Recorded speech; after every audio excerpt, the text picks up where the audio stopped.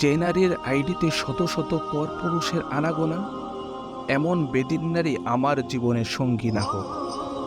যে নারী রাস্তায় চলার সময় পর্দা দ্বারা নিজেকে আবৃত করতে প্রয়োজন মনে করে না, যে নারী পরপুরুষের সাথে কথা বলতেও লজ্জাবোধ হয় না, যে নারী সর্বদাই নিজেকে ফ্রি মিক্সিং আড্ডায় ব্যস্ত রাখে, এমন গায়ে-রোধহীন জীবনসঙ্গী আমার জীবনে না আসুক।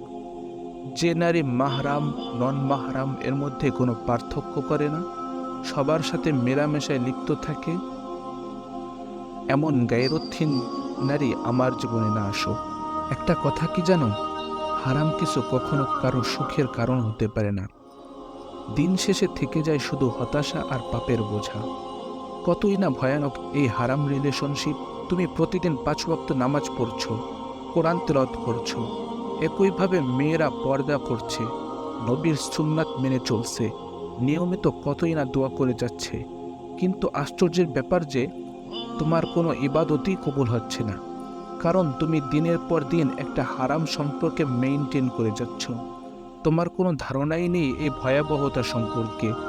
এই হারাম রিলেশনের অপর নাম দেয়া যায় জেনা, যেখানে আল্লাহ তাআলা বলেছেন তোমরা জিনার ধারের কাছেও যেও না, কিন্তু তুমি প্রতিদিন নামাজ কালাম সব ঠিকঠাক মতোই করছো, তবে জিনায় লিপ্ত থেকে।